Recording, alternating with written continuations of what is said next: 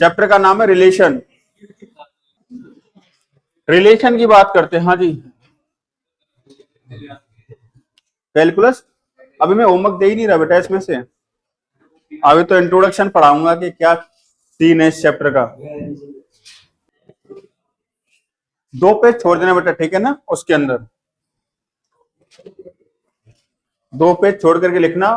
Chapter का नाम relation. अब हम लोग कैलकुलस स्टार्ट कर रहे हैं। कैलकुलस का पहला चैप्टर कौन सा पढ़ेंगे हम लोग? रिलेशन। उसके बाद पढ़ेंगे फंक्शन, और उसके बाद पढ़ेंगे इनवर्स ट्रिग्नोमेट्रिक फंक्शन। और हमारा टारगेट रहेगा कि ये तीनों के तीनों chapter end of the May क्या हो जाए, आपके खत्म हो जाए, ठीक है ना। उसके बाद हम क्या पढ़ेंगे? लिमिट, कंटिन्यूटी, डिफरेंशिएबिलिटी, फिर आपका डिफरेंशिएशन आएगा, फिर आपका आएगा एप्लीकेशन ऑफ डेरिवेटिव आएगा, फिर आपका इंडेफिनिट इंटीग्रल आएगा, डेफिनिट इंटीग्रल आएगा, एरिया आएगा और डिफरेंशियल इक्वेशन। सिलेबस खत्म। चलो चैप्टर का नाम डालें रिलेशन।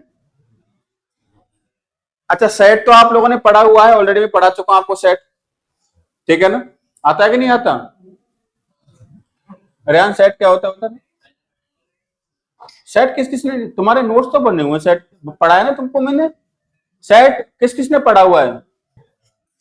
आप इधर देखें, रिलेशन, यहां से क्वेश्चन आता है और बहुत अच्छा क्वेश्चन आता है। अगर पर्सनली मुझसे ये पूछा जाए सर आपको मैथमेटिक्स में सबसे टफ चैप्टर कौन सा लगता है, टफ की बात कर रहे हैं, हो सकता है सवाल तो किसी का भी ना बने,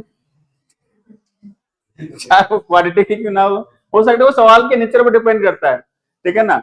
बट मुझे पर्सनली इस चैप्टर में लगता है कि यार इस चैप्टर जो इवन मेंस भी क्वेश्चन पूछता है ना यार, सोचने को मजबूर कर देता है कि कोई केस रह ना जाए, ठीक है ना, केसेस पर डिपेंडेंट रहे, क्या कह रहे हो। और 1-2 क्वेश्चन जरूर पक्का, एक क्वेश्चन तो आता ही आता है इसका, और काफी ठीक ठाक सोचने वाला आता है। तो इधर देखिए सारे के सारे बच्चे, सबसे पहले बहुत ही आराम से बेसिक बेसिक चीजों को क्लियर करूंगा मैं। सबसे पहले पढ़ेंगे ऑर्डर्ड पेयर। ऑर्डर्ड पेयर की बात करेंगे। किसकी बात करेंगे बच्चों? Ordered pair. ऑर्डर्ड पेयर क्या होता है? ऑर्डर्ड पेयर क्या होता है समझेंगे। ये 2 एलिमेंट का कॉम्बिनेशन होता है जिसमें ऑर्डर मैटर करता है, कौन पहले और कौन बाद में, ऑर्डर मैटर करता है यहां पर। जैसे मैंने यहां पर लिखा A, B और ब्रैकेट लगा दे, इसको बोलेंगे ऑर्डर्ड पेयर बोलेंगे। क्या बोलेंगे इसको? Ordered pair. 2 एलिमेंट के कॉम्बिनेशन को, 2 एलिमेंट का एक ऐसा कॉम्बिनेशन जिसमें ऑर्डर मैटर करता है कि फर्स्ट प्लेस पर कौन है और सेकंड प्लेस पर कौन है। ऑर्डर्ड पेयर में हम 2 एलिमेंट के ऑर्डर्ड पेयर सीख रहे हैं, इस बात का आप लोग ध्यान रखिएगा, ठीक है ना। तो एक ऑर्डर्ड पेयर है, अगर मान के चलो इन पोजीशन की एलिमेंट इन एलिमेंट की पोजीशन को इंटरचेंज कर देता हूं, तो मेरे सामने क्या बनेगा बच्चों? B, A बनेगा। बनेगा नहीं बनेगा? अब ये भी एक ऑर्डर्ड पेयर है, ये भी एक ऑर्डर्ड पेयर है, बट दोनों के दोनों ऑर्डर्ड पेयर क्या है मेरे प्यारे बच्चों? अलग अलग है। क्लियर हुआ कि नहीं हुआ? ठीक है ना। तो ऑर्डर्ड पेयर क्या होता है, लिखना स्टार्ट करें। It is a combination of 2 elements in which it is the combination of 2 elements in which it is the combination of 2 elements in which it is the combination of 2 elements in which order of the elements is important. Order of the elements is important.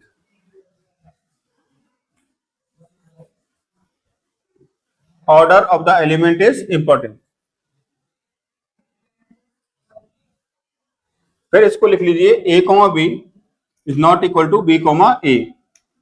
अगर मैं कहता हूं बच्चों एक ordered pair है आपका, again 2 element का combination होता है, 2 एलिमेंट का एक पेयर होता है जिसके अंदर ऑर्डर मैटर करता है कि कौन पहले आ रहा है, कौन आपका बाद में आ रहा है, ठीक है ना। एक ऑर्डर पेयर ले लिया मैंने, ऐसे ही बच्चों मैंने एक दूसरा ऑर्डर पेयर यहां पर लिया है। अगर मैं कहता हूं कि दोनों के दोनों ऑर्डर पेयर सेम हैं, तो ये सेम कब होंगे आपके? ये सेम तभी होंगे जब यहां पर जो फर्स्ट पोजीशन पर जो एलिमेंट है, यहां पर जो फर्स्ट पोजीशन में जो एलिमेंट है, दोनों क्या होने चाहिए बच्चों? आपके सेम होने चाहिए। एंड क्या होना चाहिए? यहां पर जो सेकंड पोजीशन पर एलिमेंट है और यहां पर जो सेकंड पोजीशन पर एलिमेंट है, ये भी क्या होने चाहिए बच्चों? आपके सेम होने चाहिए। क्या इसमें कोई डाउट है किसी बच्चे को? ठीक है ना। ए बराबर सी होना चाहिए और बी बराबर क्या होना चाहिए बच्चों, आपका डी होना चाहिए। बात समझ में आया कि नहीं आया, क्लियर है, ठीक है ना। चलिए इसको नोट डाउन करो, फिर इसको नोट डाउन कर लो। ये क्वेश्चन आपके सामने दे रखा है, दो ऑर्डर्ड पेयर है। If this ordered pair equal to this then find the value of x and y. ये आपसे पूछा गया क्वेश्चन। चलो अगर बच्चों ये ऑर्डर्ड पेयर इक्वल हैं तो उनके करस्पॉन्डिंग एलिमेंट क्या होंगे, सेम होंगे। करस्पॉन्डिंग एलिमेंट से मतलब ये है कि x plus two y minus four equal to कितना होगा आपका 2, तो x प्लस टू वाई बराबर कितना होगा आपका 6, ठीक है ना। दूसरा आपको दे रखा है 3x plus 7y equal to कितना होगा x, 3x plus 7y equal to कितना होगा x, 3x plus 7y equal to कितना होगा x, तो कितना 2x plus 7y equal to कितना हो जाएगा बच्चों आपका 0। तो बच्चों यहाँ से x इक्वल टू कितना आएगा -7y अपॉन 2। इसको यहाँ पर आप पुट कर दीजिए, यहाँ पर क्या बन जाएगा आपका, ये बन जाएगा -7y अपॉन 2 प्लस कितना बनेगा आपका 2y बराबर कितना हो जाएगा 6। तो -7y plus 4y equal to कितना हो जाएगा 12। तो ये कितना हो जाएगा -3y इक्वल टू कितना 12, y इक्वल टू कितना हो जाएगा बच्चों आपका -4 हो जाएगा। तो y इक्वल टू -4 आ गया, x इक्वल टू कितना आ जाएगा बच्चों आपका -4, यहाँ पुट करेंगे तो 14 इसका आंसर आ जाएगा। तो y की वैल्यू -4 आ गई, x की वैल्यू कितनी आ गई 40। क्लियर हुआ। तो ये ऑर्डर पेयर का छोटा सा कॉन्सेप्ट आपका आ गया। नेक्स्ट हेडिंग डालेंगे बच्चों Cartesian product. Cartesian product, Cartesian product की बात करेंगे कि ये क्या होता है। इसको ऐसे समझेंगे बच्चों, जैसे मान के चलो आपके पास दो सेट है बेटा। कितने सेट है बच्चों, दो सेट हैं। एक सेट ए है जिसमें कुछ एलिमेंट 1 और 1 2, और एक सेट बी है जिसमें एलिमेंट हैं ए बी और सी, ठीक है ना। ए बी सी तीन एलिमेंट है इसके, ए बी और सी। अब कार्टेशियन प्रोडक्ट को, मतलब कार्टेशियन प्रोडक्ट एक्चुअली क्या, ये प्रोडक्ट है। अगर आप दो सेट को ऐड करते हो तो बीच में क्या लगाते हो, यूनियन। यूनियन का मतलब क्या होता है, एडिशन। समझ में आया कि नहीं आया, सेट का एडिशन यूनियन लगाते हो आप लोग, ठीक है ना। उसी प्रकार से अगर हमको दो सेट को प्रोडक्ट करना हो, प्रोडक्ट भी पॉसिबल होता है दो सेट का, अगर उनका प्रोडक्ट करना हो तो उस प्रोडक्ट को सिंपल प्रोडक्ट नहीं बोलते हैं, क्या बोलते हैं, कार्टेशियन प्रोडक्ट बोला जाता है। सेट के मल्टीप्लीकेशन को क्या बोलते हैं, कार्टेशियन प्रोडक्ट बोलते हैं। पहली बात तो ये है, ठीक है ना। अब यहां पर क्या है कि अगर मैंने इस तरीके से लिखा, क्या लिखा, इस तरीके से, तो यहां पर अगर देखा जाए कोई बंदा बोलेगा तो बोलेगा कि ए को बी से मल्टीप्लाई कर रहे हैं, ए और बी का मल्टीप्लीकेशन यहां पर हो रहा है।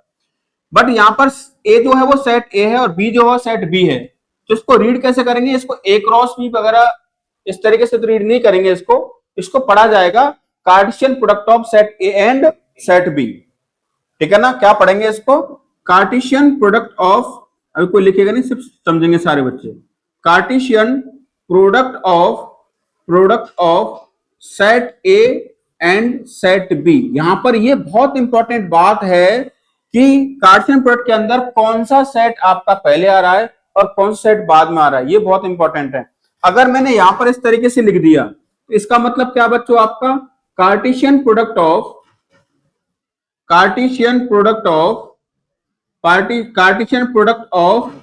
Set B and set A, Cartesian product of set B and set A. B cross A का मतलब होता है, ऐसा नहीं कि मजे मजे में ए क्रॉस बी और बी क्रॉस ए को आप एक जैसा ले रहे हो, नहीं, दोनों अलग अलग बातें होती हैं। अलग अलग कैसे होती है, जरा इसको समझते हैं।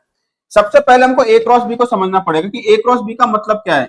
ए क्रॉस बी का मतलब ये होता है बेटा, सेट ए से सेट बी में, क्या बोला मैंने, सेट ए से सेट बी में जितने पॉसिबल ऑर्डर पेयर होते हैं उन सबका सेट क्या कहलाता है, Cartesian product of set A and set B.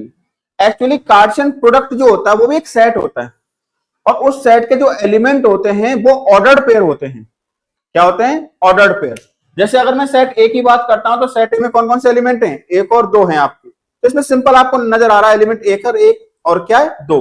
But Cartesian product में इस तरीके से एलिमेंट नजर नहीं आते हैं। आपको वहां पर जो एलिमेंट आएगा वो ऑर्डर्ड पेयर नजर आएगा। अगर मैं कहता हूं कि Cartesian product of set A and set B, तो set A to set B जितने पॉसिबल ऑर्डर्ड पेयर होंगे उनका सेट क्या कहलाएगा? आपका कार्टेशियन प्रोडक्ट कहलाएगा। किसका? सेट ए और सेट बी का। मेन मुद्दा यह है कि जो ऑर्डर पेयर होगा, ऑर्डर पेयर के अंदर जो पहला एलिमेंट आएगा वो सेट ए का आएगा। अगर सेट ए को आप बी से मल्टीप्लाई कर रहे हो तो ऑर्डर पेयर जो बनेगा उसके अंदर जो पहला एलिमेंट आएगा वो सेट ए का आएगा, और दूसरा जो एलिमेंट आएगा वो किसका आएगा बच्चों? आपका सेट बी का आएगा। तो कौन कौन से ऑर्डर पेयर पॉसिबल है? A to B. देखो A to B, A to B का मतलब क्या है कि पहला एलिमेंट ए से, दूसरा एलिमेंट बी से। तो कौन कौन से पॉसिबल है? 1a पॉसिबल है, 1b पॉसिबल है, 1c पॉसिबल है, 2a पॉसिबल है, 2b पॉसिबल है और 2c पॉसिबल है। समझ में आया कि नहीं आया? क्लियर है सारे बच्चों को? ठीक है ना? तो इस तरीके से आपका जो और जितने भी पॉसिबल ऑर्डर पेयर हैं from set A to set B, ये सब के सब जाएंगे किसके अंदर? Cartesian product of set A and set B में। क्लियर हुआ कि नहीं हुआ? अगर बच्चों मैं आपसे कहूं कि मुझे Cartesian product of set B and set A चाहिए, तो ये भी आपका ऑर्डर्ड पेयर का सेट होगा। बट यहां पर जो ऑर्डर्ड पेयर आएंगे वहां पर एक इंपॉर्टेंट बात ये होगी कि उसके अंदर जो एलिमेंट की पोजिशनिंग है वो चेंज हो चुकी होगी, कि आपका जो ऑर्डर पेयर है उसके अंदर जो पहला एलिमेंट जो आएगा वो सेट बी से आएगा और सेकंड एलिमेंट जो आएगा वो कहां से आएगा? सेट ए से आएगा। तो यहां पर क्या बन जाएगा? आपका A1 बन जाएगा। क्या क्या पॉसिबिलिटी हो सकती है? A1 A2, B1 B2, B1 B2 और C1 C2। क्या ये बात समझ में आया कि नहीं आया? अब आप दोनों कार्टेशियन प्रोडक्ट को ध्यान से देखो। आपको ए क्रॉस बी देखना है और क्या देखना है बच्चों? आपको बी क्रॉस ए देखना है। क्या आपको लगता है कि ए क्रॉस बी और बी क्रॉस ए बराबर है? ए क्रॉस बी और बी क्रॉस ए बराबर नहीं है। क्यों नहीं है? क्योंकि यहां पर पहला एलिमेंट क्या है? 1, ए है और यहां पर एलिमेंट क्या है? A, 1। ठीक है ना? क्योंकि 1, ए और A, 1 दोनों ऑर्डर पेयर हैं, राइट? बट एलिमेंट की पोजिशनिंग डिफरेंट होने की वजह से दोनों ऑर्डर पेयर अलग अलग हो गए। अब इन दो सेट को आप इक्वल कब बोलोगे? जब एलिमेंट सेम होने चाहिए। अब इनमें एलिमेंट ही सेम नहीं है, इसलिए बच्चों क्या हो जाएगा? इन जनरल जो ए क्रॉस बी होता है इज नॉट इक्वल टू क्या होता है मेरे प्यारे बच्चों? बी क्रॉस से होता है। क्या ये बात आप सबको समझ में आई कि नहीं आई? क्लियर है सारे बच्चों को? ठीक है ना? तो लिखना स्टार्ट करें इसके अंदर।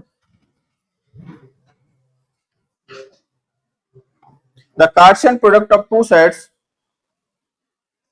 the Cartesian product of two sets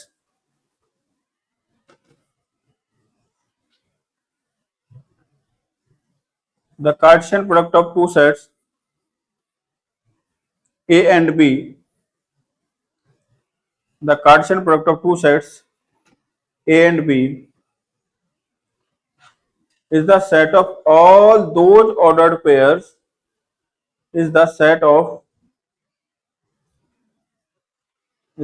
of all those ordered pairs, is the set of all those ordered pairs whose first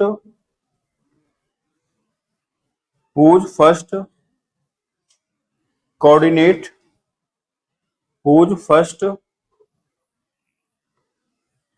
the Cartesian product of two sets A and B is the set of all those ordered pairs whose first coordinate belongs to A and second coordinate belongs to B, and second coordinate belongs to B, and second coordinate belongs to B. This set is denoted by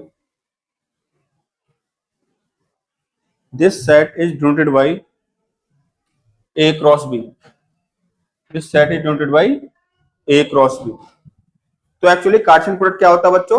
set of all ordered pairs होता है।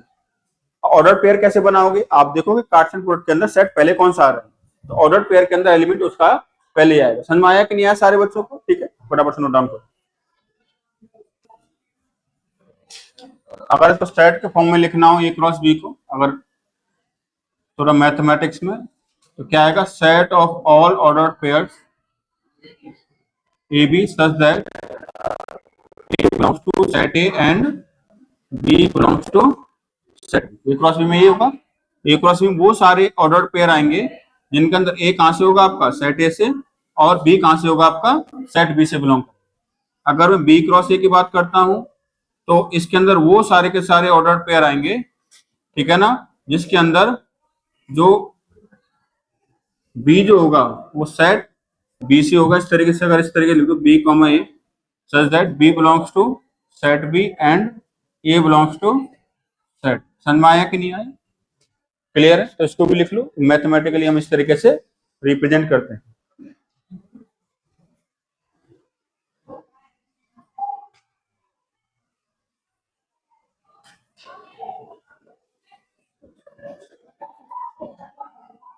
ये ये वाली चीज लिख लिया आप लोगों ने? ठीक, नोट डाल के पहला पॉइंट लिखेंगे इसके नीचे। अगर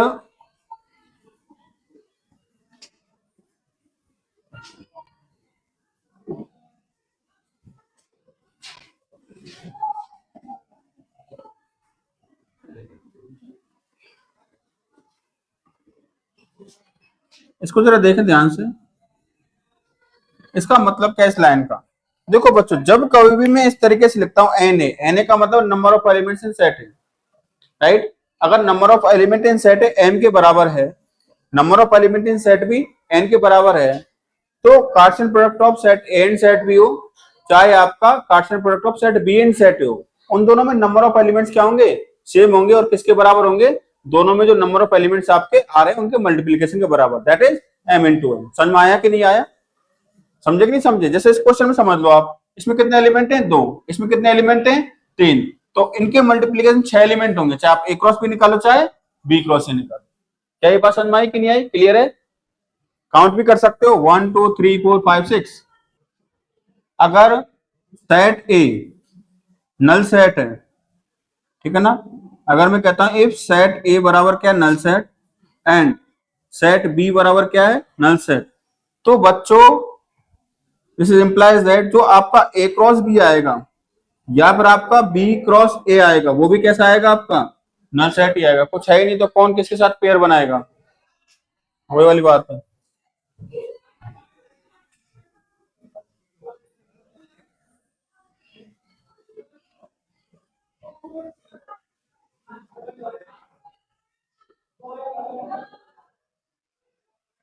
ठीक है, ठीक है, लिखे क्वेश्चन लिखे, लिखा if if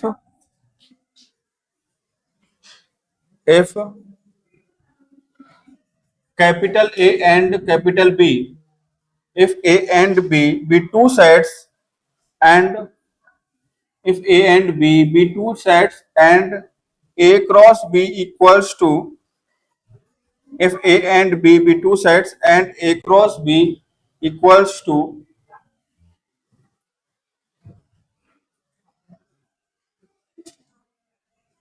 A cross B equal 3,3 3,4 5,2 5,4।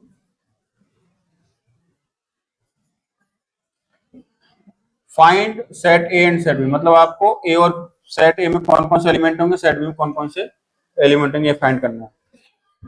A cross भी आपको दिया हुआ है।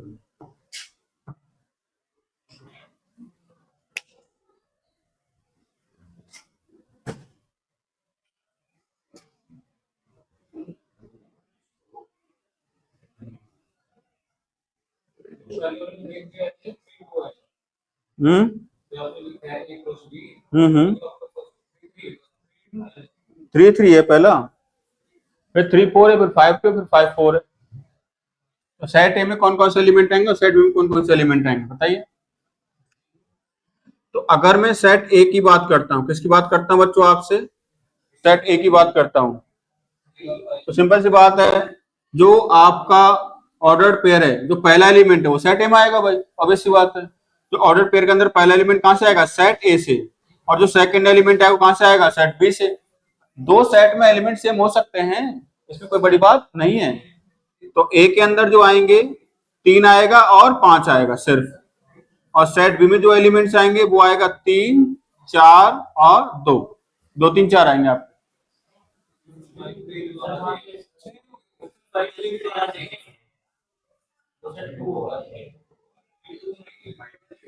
रुको एक सेकंड, 3 यहां पर आ गया आपका, 4 और 2, तो 3 3 3 4,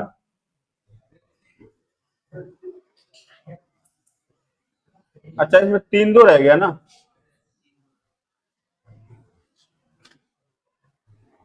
3 और 5, 3 भी रह गया है।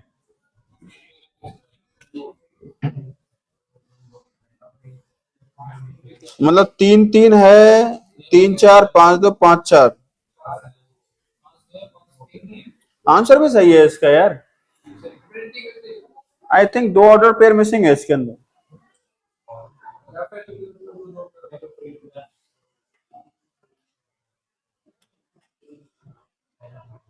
आंसर एकदम सही है अपना, 3 5 पहले में और 2 3 4 दूसरे में। 2 ऑर्डर पेयर मिसिंग रह गए ना इसके अंदर, कोई दिक्कत नहीं है, चलने दो। तो इसमें मेन मुद्दा सीखने वाली बात ये थी कि ऑर्डर पेयर के अंदर पहला एलिमेंट कहां से बिलोंग करेगा, जो आपका उधर वाला सेट दे रखा सेट है, और दूसरा एलिमेंट सेट, जितने आपके सेट बन रहे बना दो उसको खत्म, ये करना है। आप क्लियर है क्या? इतना सीरियस मत लो इस तरीके से, 2 ऑर्डर पेयर छूट, गौरव ने तो स्ट्राइक ही कर दी होती सर, 2 गलत है इसके अंदर।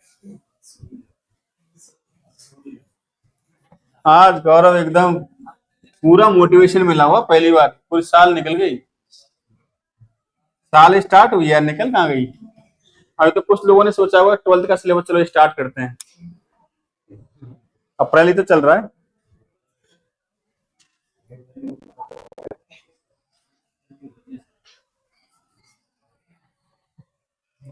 चलो एक क्वेश्चन लेके, एक क्वेश्चन लेके, if capital A and capital B, भाई इस तरीके से मैं बोलूं ए एंड बी, आप कैपिटल ही बनाया करो, सेट है ये, ठीक है ना। If A and B, if A and B are two sets, if A and B are two sets,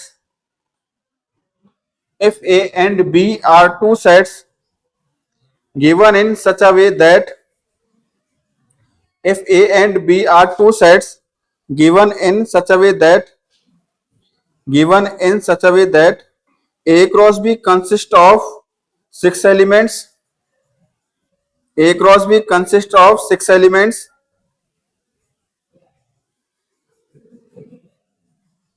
A cross B consists of 6 elements, and if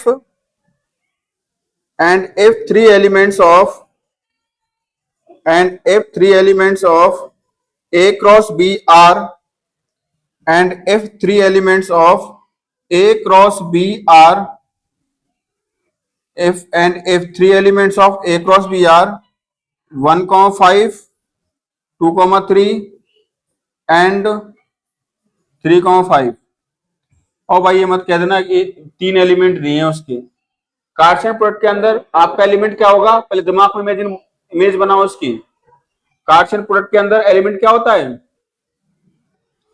अरे एलिमेंट क्या होता है, ऑर्डर पेयर होता है, पेयर मत बोलो, सीधा ऑर्डर पेयर बोलो, ठीक है ना। कार्टेशियन प्रोडक्ट के अंदर एलिमेंट क्या होता है, ऑर्डर पेयर। तो इसने कहा कि ए क्रॉस बी के अंदर 3 एलिमेंट दे दिए, यानी कि 3 ऑर्डर पेयर आपको दे दिए उसके, ठीक है ना। अब क्वेश्चन कह रहा है आप लोगों से, what are the remaining elements, A cross B के रिमेनिंग एलिमेंट्स कौन कौन से होंगे, और what are the remaining elements of A cross B, तो कौन कौन सा और आएगा। अच्छा सेट ए में देख करके क्या लगता है आपको, सेट ए में कौन कौन से एलिमेंट्स होंगे, 1 2 और 3, सेट बी में कौन कौन से एलिमेंट होंगे, 5 3, तो ए क्रॉस बी क्या हो जाएगा आपका, 1 5 1 3 2 3 2 5 3 3, अब कौन कौन से रह गए,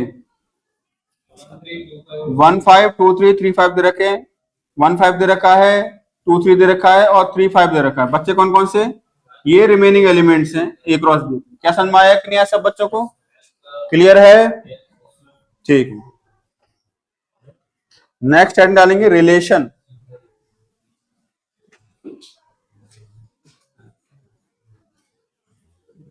कि भाई रिलेशन क्या है, जरा समझेंगे इसको।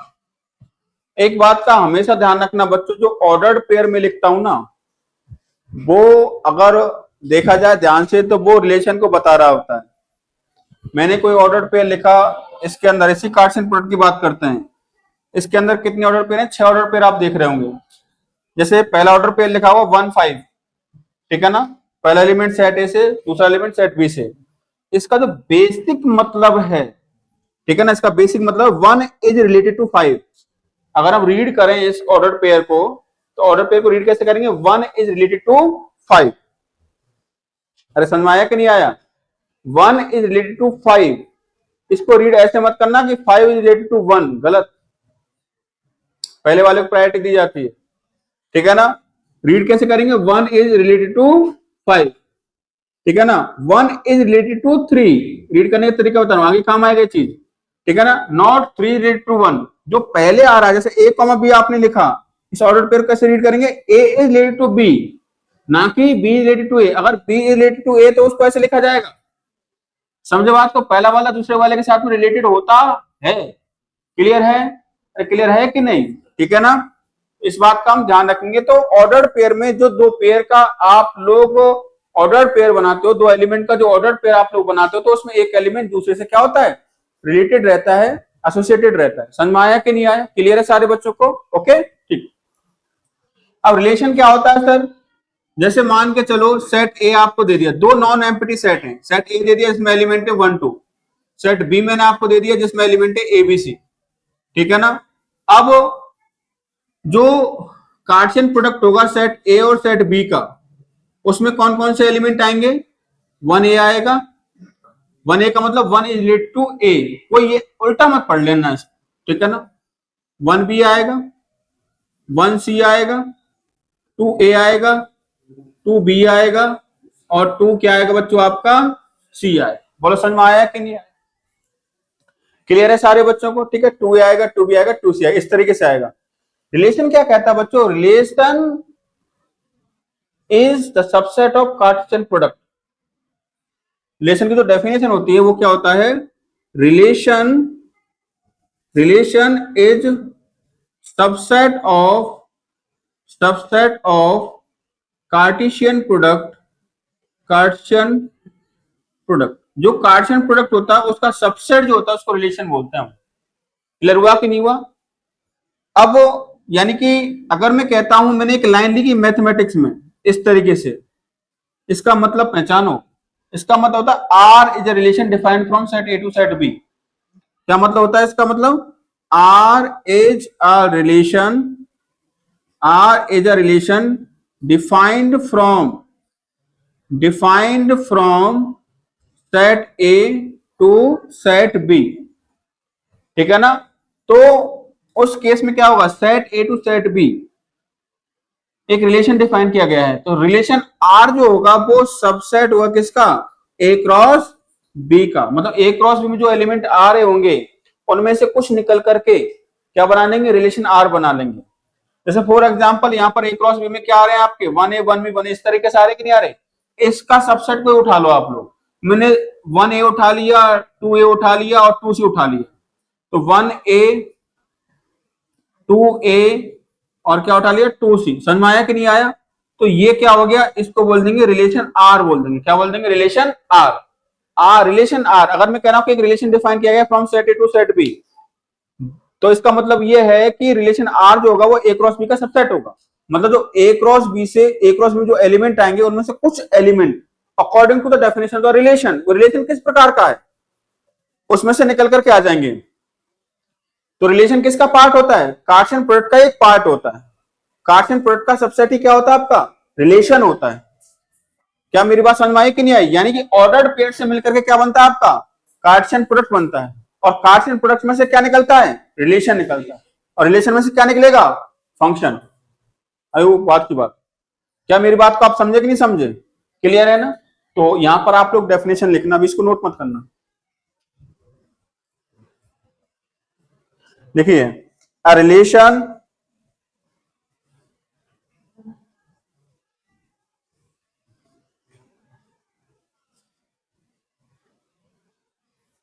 A relation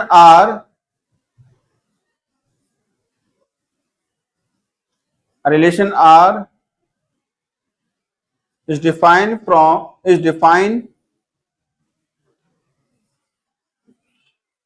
a non-empty set A to another non-empty set B. From a non-empty set A relation R is defined from a non-empty set A. Non-empty होना चाहिए, मतलब empty है, दोनों में खाली खाली और रिलेशन बनाने में लगे हुए हो तुम लोग, कोई है ही नहीं उनके अंदर, तो क्या रिलेशन बनेगा? समझ में आया कि नहीं आया? तो प्रेजेंट रहना जरूरी है एलिमेंट का। एम्प्टी सेट नहीं होना चाहिए, नॉन एम्प्टी सेट के एलिमेंट्स के बीच में रिलेशन बनता है। आप लिखें a relation R is defined from set A to, क्या बोला मैंने? A relation R is defined from a non empty set A to non empty set B is the subset of A cross B, is the subset of A cross B.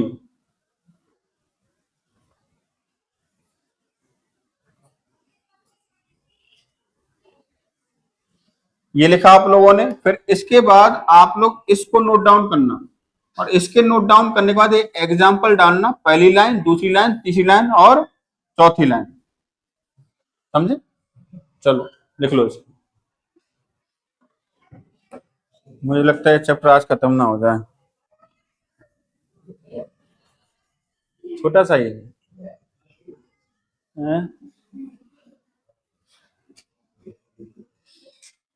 चलो आराम से करेंगे, जितना भी दिन लगे। किसी को ऐसा तो नहीं लग रहा कि सिलेबस अपन ज्यादा फास्ट करा रहे हैं? स्पीड सही है ना अपनी?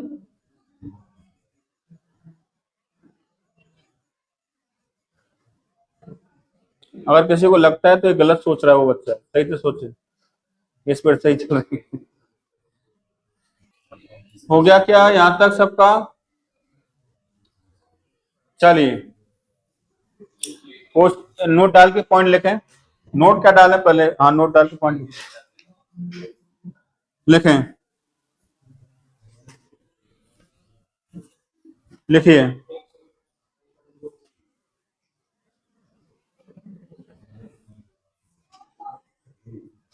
any subset of A cross A, any subset of A cross A, any subset of A cross A is said to be a relation,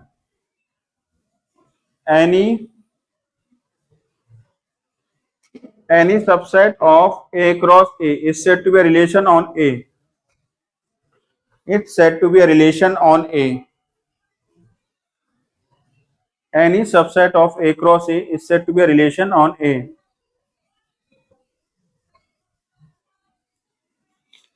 मेरा कहने का मतलब यह है कि अगर मैं कहता हूं आप लोगों से कि a relation is defined on set A, तो सिंपल सी बात है, एक सेट ए में रिलेशन तो डिफाइन नहीं हो सकता, बट आप सेल्फ अंडरस्टूड वाली बात ये समझना कि अगर एक सेट बोला गया है तो इसका मतलब ये क्या है? इसका मतलब कि ए टू ए में रिलेशन डिफाइन किया गया है आपका, क्योंकि रिलेशन डिफाइन करने के लिए दो सेट का होना बहुत जरूरी है। समझ में आया कि नहीं आया? ठीक है ना? अगर मैं कहता हूं कि a relation is defined from set, a relation is defined on a set A, तो इसका मतलब क्या है? इसका मतलब है कि ए टू ए में डिफाइन किया गया है आपका। समझ में आया कि नहीं आया? अरे क्लियर है सारे बच्चों? ठीक है ना? हाँ। दूसरी बात, if number of element in set A m है, number of element in set B n है, ठीक है ना, then total number of relation from set A to set B, बासु, then total number of relation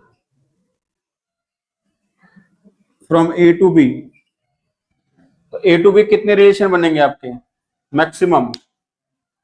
है mn। शाबाश, मतलब तुमने सेट पढ़ा हुआ है भाई। रिलेशन क्या होता है? Relation the subset of Cartesian product. तो जैसे माने किसी सबसेट के अंदर, किसी सेट के अंदर n एलिमेंट हैं, तो इससे कितने सबसेट बनेंगे? अरे इसका पता है कि नहीं पता? नहीं पता। किस किस को नहीं पता ये बताना। किसी सेट में अगर n एलिमेंट्स है तो उससे कितने सबसेट बनेंगे? पता है कि नहीं पता? पता लग गया, 2 की पावर n बनेंगे, ठीक है ना? भाई इधर देख लिया कर, मेरी तरफ भी ध्यान दे लिया कर। हाँ, अगर किस सेट में n एलिमेंट है टोटल नंबर ऑफ सबसेट कितने बनेंगे? 2 की पावर n, समझिएगा। तो टोटल नंबर ऑफ रिलेशन पूछा है ए टू बी, तो ए क्रॉस बी का सबसेट क्या होगा? यहां से रिलेशन निकलेंगे आपके। ए क्रॉस बी में कितने एलिमेंट होंगे? m into n. तो यहां से कितने रिलेशन निकल सकते हैं, कितने सबसेट बन सकते हैं? 2 की पावर mn। तो कितना क्या हो जाएगा इसका आंसर? 2 की पावर mn हो जाएगा। समझ में आया कि नहीं आया? Total number of relation from set A to set B is 2 की power mn।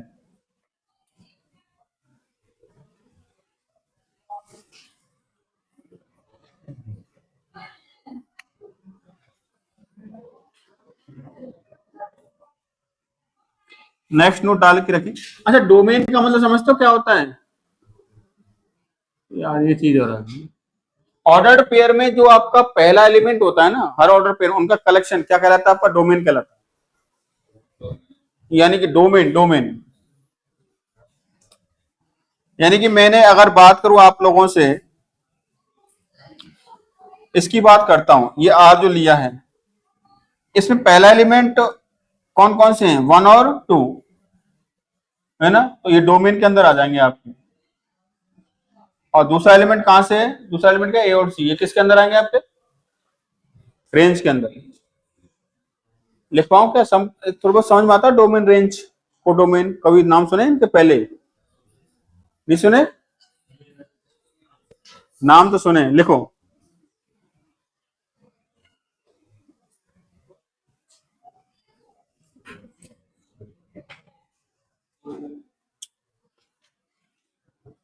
If R equal to A cross B, ऐसे लिखो, R equal to A cross B, then domain of R, then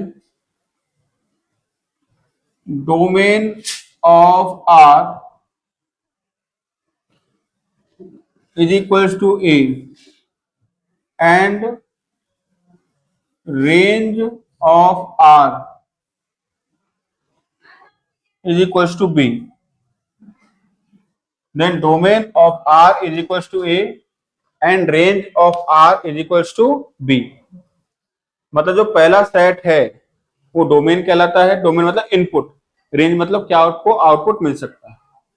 देखो एक बात का और ध्यान रखें, रिलेशन जो उसको किस तरीके से हम लोग, जैसे ए क्रॉस बी यहां पर है, ए क्रॉस बी, ए क्रॉस बी का अगर मैं पिक्टोरियल डायग्राम बनाऊं तो कैसे बनाएंगे?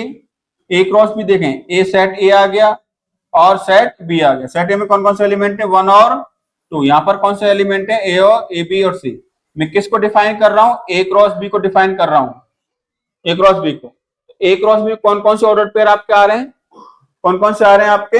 1A 1B। मतलब 1A का मतलब क्या है? 1A का मतलब 1 इज रिलेटेड टू A, 1 किसके साथ एसोसिएटेड है? A के साथ। 1B का मतलब क्या है? 1 किसके साथ एसोसिएटेड है? B के साथ। 1C का मतलब क्या है? 1 किसके साथ है? C के साथ। 2A का मतलब A के साथ। 2 2B 2 2। समझ में आया कि नहीं? This is A cross B। A cross B का पिक्टोरियल डायग्राम बना दिया मैंने, इस तरीके से हम इसको लिख सकते हैं, राइट? अब रिलेशन आर की अगर हम बात करें, जो कि ये आपका डिफाइन किया गया यहां पर, इसमें क्या होगा आपका? पहले सेट है एलिमेंट कौन? 1 और 2। इसमें कौन कौन से आपके? ए, बी और सी। ये सेट ए है, ये सेट बी है, तो यहां से यहां तक रिलेशन आर डिफाइंड होगा। तो 1 किसके साथ एसोसिएटेड है? ए के साथ।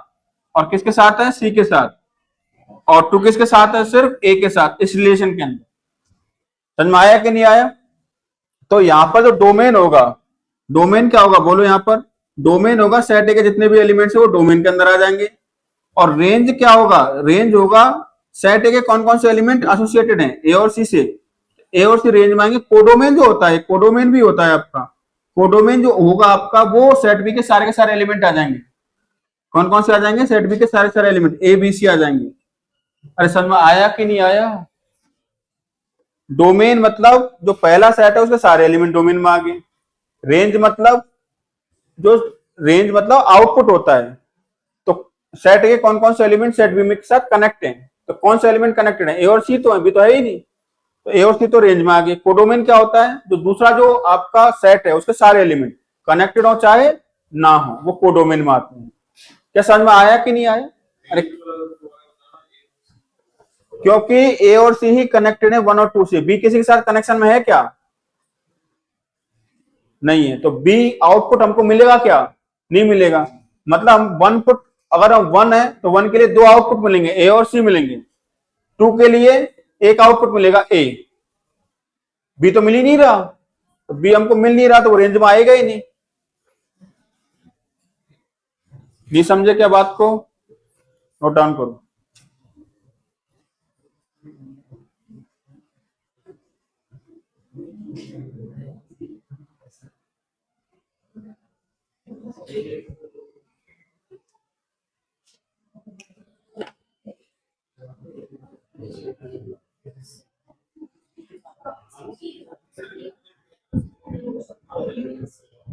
हाँ, इसमें क्या हुआ, रिलेशन को ए क्रॉस बी के बराबर कर दिया आपने। तो रिलेशन को जब आपने ए क्रॉस बी के बराबर, जैसे इस क्वेश्चन में आना बेटा एक बार, इसमें जो ए क्रॉस बी, अगर इसी को मैं आर बोलता हूं, इसी को मैं आर बोलता हूं, तो इसमें डोमेन बोलना है एक बार 1 और 2, रेंज बोलना है एक बार ए बी सी, और कोडोमेन बोलना है एक बार ए बी। अब इसमें आप देख पा रहे होंगे रेंज और कोडोमेन क्या हो गए, सेम हो गए। रेंज हमेशा जो होगा वो कोडोमेन का सबसेट होगा। किसका सबसेट होगा? या तो मैक्सिमम कोडोमेन के बराबर हो सकता है या उससे छोटा ही होगा रेंज। समझे कि नहीं? लिख लो इसको भी, डब्बे बंद कर लेना इसको, रेंज सबसेट ऑफ कोडोमेन। क्या एक समझ में आया कि नहीं आया? पता नहीं एकन क्यों मुस्कुरा रहा है। अरे मन नहीं कर रहा है यार बी को किससे कनेक्ट होने का। यार ये कोई बात है क्या भाई? एक बात है, तेरी रेंज में हर कोई रहता है क्या इंसान? तो उससे हर कोई कनेक्टेड रहता है क्या भाई? तेरी वही वाली बात हो गई। मतलब कहने का मतलब रेंज मतलब आप रिलेशन, मतलब समझ गए होंगे आप लोग, है ना? तो कनेक्टेड, अगर आप किसी के साथ कनेक्टेड ही नहीं है तो क्या वो आपकी रेंज में आएगा? नहीं आएगा ना, ऐसे समझो ना। पढ़ ले, रिवाइज करने में तेरा सर पर चालू कर। मैंने तुझे कहा रिवाइज कर ले, जो पेज पढ़ाए एक दो, एक ही पेज पढ़ाया क्या अभी तक? 3 पढ़ा दिए, पढ़ तो दोबारा पढ़ लिया, पूछ लो कुछ भी। हाँ एक ही बात है यार, दोबारा पढ़, चल पढ़ लिया तो एक बार एक एक लाइन को पढ़ यार। गौरव ये गलत बात है। चलो next, types of relation heading डालें और उसमें लिखे एम्प्टी रिलेशन और वॉइड रिलेशन। कोई किसी से रिलेटेड नहीं भाई यार। ये करना कछुआ भी लिखता तब तक 2 बार नोट कर चुका होता कछुआ। अब कछुआ से और धीमे धीमे कौन चलता है बताओ? है क्या सीधा एकन का नाम दे दिया जाए? आपने घोंगा देखा है? घोंगा नहीं देखा क्या?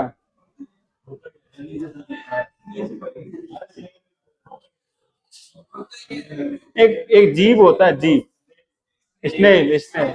हाँ देख, किसने नहीं देखा? एक ईमानदारी से बताना, स्नेल किसने नहीं देखा? कोई दिक्कत नहीं है, बता सकते हो आप लोग। चल एक सेकंड, गौरव तूने कहां देखा है? पार्क में? पार्क में तुझे घूमा कहां दिख गया? सच्ची बोल दे, रोड किनारे। चलो भाई आ जाओ, नेक्स्ट हेडिंग डालें, टाइप्स ऑफ रिलेशन की बात करते हैं। इधर बात नहीं बेटा, टाइप्स ऑफ रिलेशन की बात करते हैं। सबसे पहले आएगा बच्चों आपका एम्प्टी रिलेशन। क्या आएगा आपका? एम्प्टी रिलेशन आएगा। एम्प्टी रिलेशन में लिखे relation R from set A to set B is called an empty relation. A relation R from set A to set B is called an empty relation. Is called an empty relation. Is called an empty relation. Is called an empty relation.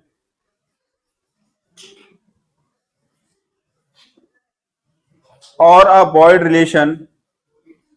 Or a void relation from A to B. From A to B. From A to B. If R equal to 5. From A to B. From A to B if R equal to 5. For example कोई set ए है, उसमें element दे रखे हैं आपको 2 4 6 2 4 6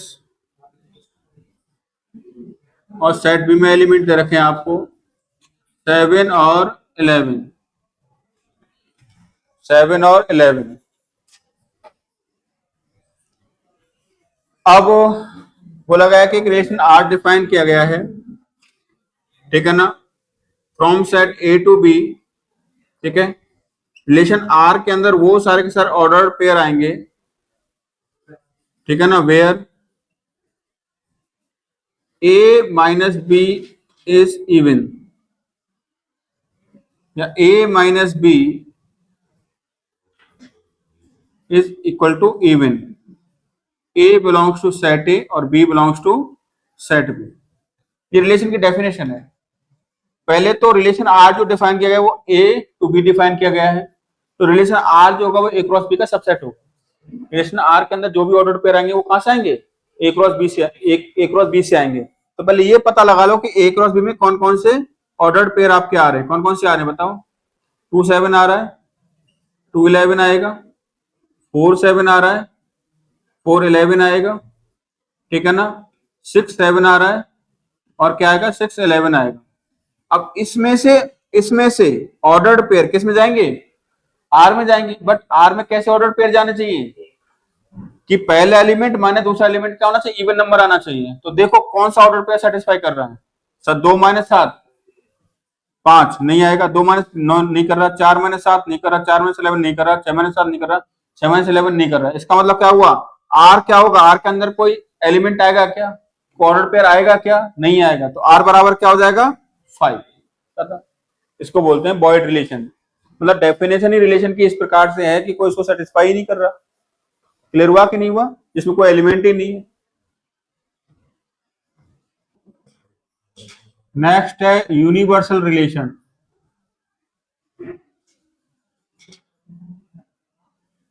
universal relation, इसमें तो हर कोई हर किसी से रिलेटेड है। A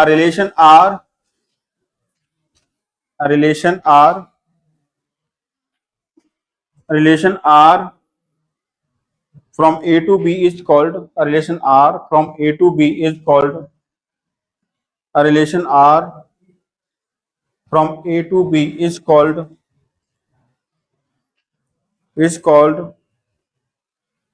is said to be the universal relation, is said to be the universal relation, is said to be the universal relation, is said to be the universal relation if R equals to A cross B। यानी कि relation यहाँ पर किसके बराबर हो जाए, ए cross B के बराबर हो जाए। मतलब जो कार्टेशियन प्रोडक्ट है ना, जैसे कोई रिलेशन डिफाइन किया from set A to set B, ठीक है ना, तो ऑब्वियसली बात है रिलेशन आर जो वो सबसेट होगा ए क्रॉस बी का। तो अगर मान के चलो आर के अंदर सारे के सारे order pair A cross B पूरा आ जाए, तो इसका मतलब क्या हुआ, वो यूनिवर्सल रिलेशन कहलाएगा आपका। समझ में आया कि नहीं आया। अगर रिलेशन आर आपका ए क्रॉस बी के ही बराबर हो जाए, आर के अंदर वो सारे ऑर्डर पेयर आ जाए जो ए क्रॉस बी के अंदर प्रेजेंट है सारे के सारे, तो यूनिवर्सल रिलेशन बोलेंगे उसको। क्या बोलेंगे, यूनिवर्सल रिलेशन। बस इतना सा लिख के छोड़ दो आप। नेक्स्ट हेडिंग डालें तीसरा, आइडेंटिटी रिलेशन।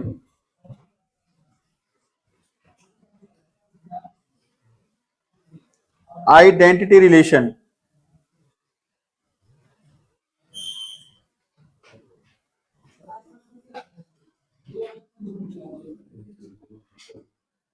आइडेंटिटी रिलेशन,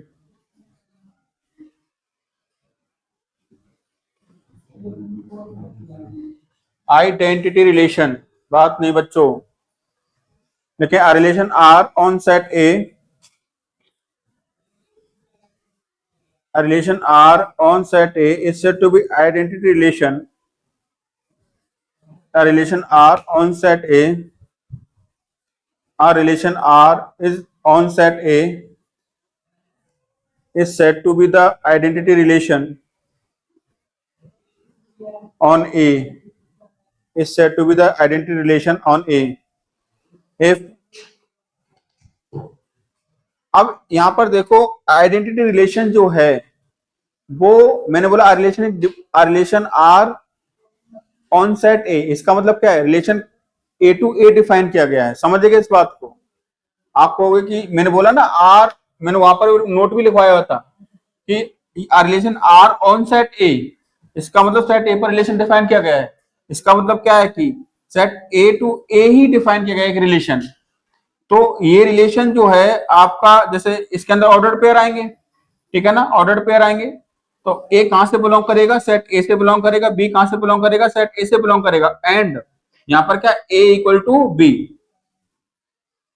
यानी मेरा कहने का मतलब ये है कि अगर कोई सेट ए है, ठीक है ना, उस सेट में एलिमेंट्स है 1 और 2 और 3, ठीक है ना। अगर मैं कहता हूं कोई रिलेशन डिफाइन किया गया set A to set A, identity relation जो डिफाइन किया जाता है वो खुद से खुद के सेट में किया जाता है, कभी भी दूसरा डिस्टिंक्ट सेट नहीं लिया जाएगा। लिया जाएगा तो वहां आइडेंटिटी रिलेशन आएगा नहीं फिर आपका। और उस रिलेशन में वो ऑर्डर्ड पेयर आएंगे। इसका मतलब समझो इस लाइन का मतलब क्या है, इस लाइन का मतलब ये कि जो भी ऑर्डर्ड पेयर यहाँ प्रेजेंट होगा उसमें दोनों एलिमेंट क्या होंगे, सेम होंगे। यानी कि यहाँ पर ये और लगा देना, for all A belongs to set A and B belongs to set A. तो ए और बी कहां से बिलोंग करने चाहिए, दोनों सेट ए से बिलोंग करने चाहिए। और इस प्रकार से होने चाहिए कि ऑर्डर पेयर के अंदर दोनों एलिमेंट क्या हो आपके, सेम हो। यानी कि यहां पर जो रिलेशन, अब देखो ए क्रॉस ए में कौन कौन से आपके वो आएंगे, देखना एक बार, ए क्रॉस ए में कौन कौन से आपके ऑर्डर पेयर आएंगे, 1 1 आएगा, 1 2 आएगा, 1 3 आएगा, 2 1 आएगा, 2 2 आएगा, 2 3 आएगा, 3 1 आएगा, 3 2 आएगा और 3 3 आएगा। समझ में आया कि नहीं आया। अब रिलेशन आर जो होगा वो सिंपल सी बात है भाई कि ए क्रॉस ए का क्या होगा, सबसेट होगा। बट आइडेंटिटी रिलेशन ये कहता है कि इसमें से वो ऑर्डर पेयर लेने हैं जिनमें दो एलिमेंट क्या है, सेम है। कौन कौन सा सेम है आपका, एक तो ऑर्डर पेयर 1 1 आएगा, 2 2 आएगा, 3 3 आएगा। तो उस केस में इस रिलेशन का नाम क्या होता है, आइडेंटिटी रिलेशन होता है। क्या इस बात को समझे कि नहीं। अगर इसमें ऐसा भी कोई भी ऑर्डर पेयर आ गया ए क्रॉस ए से जिसमें ये दोनों एलिमेंट बराबर नहीं है, सपोज करो मैंने कौन सा ले लिया, 1 2 ले लिया, यहाँ पर 1 2 और डाल देता हूं, तो वो आइडेंटिटी रिलेशन नहीं होगा। सुनिएगा, अभी रुक जाइए। अगर मान के चलो ये तो आर है, मैंने आर डैश डिफाइन किया, कैसे, 1 1 ले लिया, 2 2 ले लिया और क्या ले लिया, 3 3 ले लिया और मैंने ले लिया 1 2 और ले लिया। तो इस ऑर्डर पेयर की वजह से ये आपका आइडेंटिटी रिलेशन नहीं होगा। समझ में आया कि नहीं आया। और एक और रिलेशन मैंने लिया, कौन सा, 1 1 ले लिया, 2 2 ले लिया, ठीक है ना, और कौन सा ले लिया, और मैंने ले लिया, कुछ भी नहीं लिया, ये ले लिया। ये भी आपका आइडेंटिटी रिलेशन नहीं है। क्यों, क्योंकि सेट ए में जितने भी एलिमेंट प्रेजेंट हैं उन, सिंपल सी बात ध्यान रखो, आइडेंटिटी रिलेशन कौन सा होगा, जो सेट में प्रेजेंट है उनका खुद से होना बहुत जरूरी है। 1 का 1 से, 2 का 2 से और 3 का 3 से होना बहुत जरूरी है। इन्हीं से ही होना चाहिए, इनके अलावा किसी से नहीं होना चाहिए और इनमें से कोई कम भी नहीं होना चाहिए। क्या मेरी बात को आप समझे कि नहीं समझे। तीनों का प्रेजेंट होना बहुत जरूरी है, इन तीन के अलावा कोई और नहीं आना चाहिए और ना तीन में से कोई कम होना भी चाहिए, ठीक है ना। This the perfect identity relation. Clear हुआ कि नहीं हुआ। ये भी आपका आइडेंटिटी रिलेशन नहीं है। क्लियर है।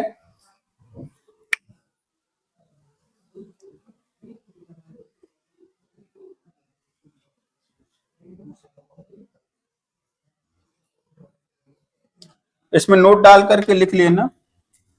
हालांकि ये वाली बात मैंने बोल दी है। नेक्स्ट है आपका रिफ्लेक्सिव रिलेशन।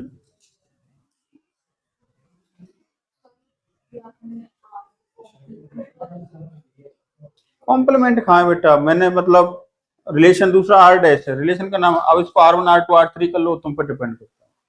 कॉम्प्लीमेंट ऐसा कोई वर्ड मैंने बोला भी नहीं, और रिलेशन का कॉम्प्लीमेंट कुछ होता भी नहीं है, मीनिंगलेस बात है।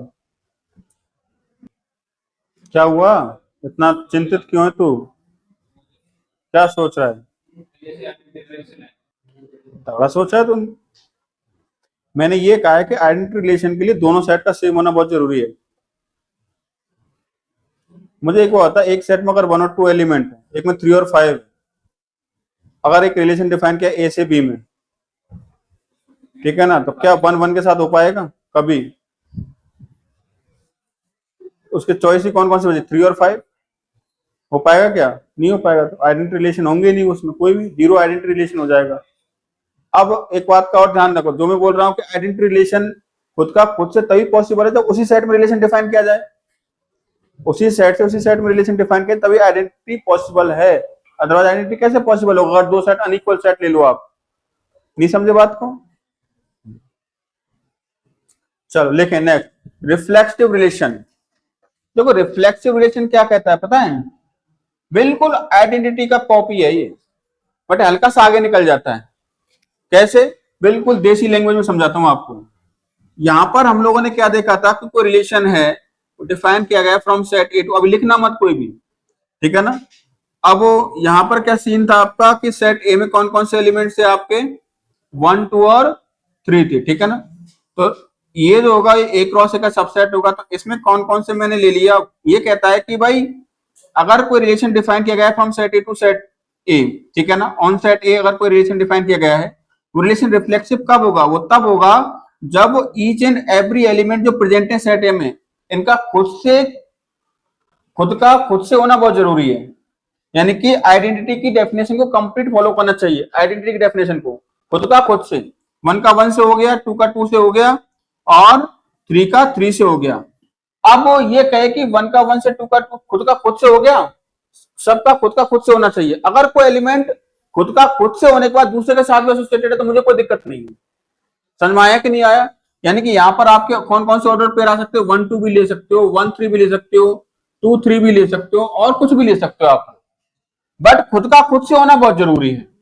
बट आइडेंटिटी क्या कहता था कि खुद का खुद से ही, उसके अलावा और किससे एसोसिएटेड नहीं रहना चाहिए आपका, आइडेंटिटी ये कहता है। रिफ्लेक्सिव क्या कहता है, एक कदम आगे निकल जाता है, खुद का खुद से होना तो बहुत ही जरूरी है, this is the necessary condition to be reflexive. अगर कोई एलिमेंट इनके अलावा, जैसे 1 का 1 से हो गया, 1 का 2 से भी हो गया, मुझे कोई दिक्कत वाली बात नहीं, रिफ्लेक्सिव की सीरीज में वो आएगा, बट वो आइडेंटिटी नहीं होगा।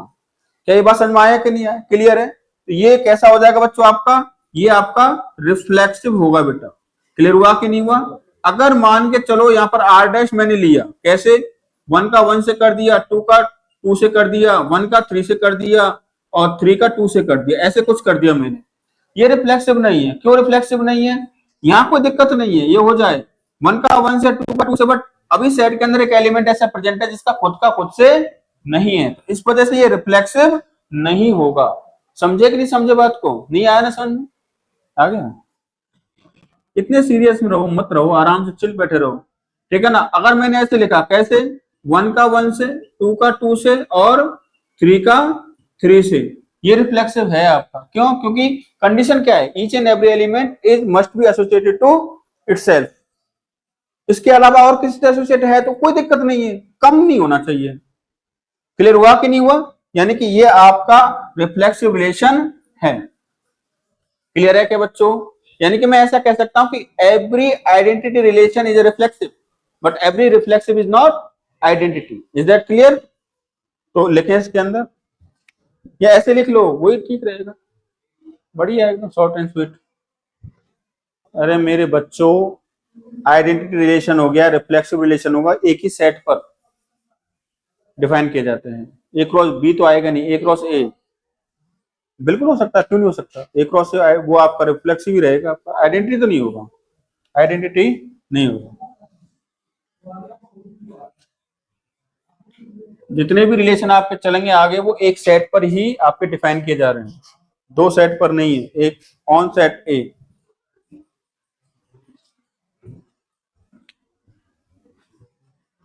देखो नोट डाल करके आप लिखेंगे। हाँ जी, हो गया सबका सवाल। सवाल क्या है, लिख लिया सब लोगों ने? नेक्स्ट नोट लिखो, एवरी, नोट में लिखें every identity relation is reflexive. Every identity relation is reflexive. Every identity relation is reflexive. But but but every reflexive is not an identity. But every reflexive is not an identity. Clear है? अभी दो symmetric और दो type और बचा हुआ है, इनको अपन कल पढ़ेंगे। आज के इतना ही करते हैं ना, नहीं तो चैप्टर आज खत्म हो जाएगा, दिक्कत हो जाएगी। नहीं, इवन नंबर में खत्म करना है, इवन नंबर डेज, एक और दो, ठीक है, फिर पीवाई क्यूज निपटाएंगे इसके, राइट? ठीक है भाई। ओके राइट, ठीक ठीक ठीक, गुड। अब एक काम करो, तुम जाओ और कह दो रिकॉर्डिंग बंद कर दो।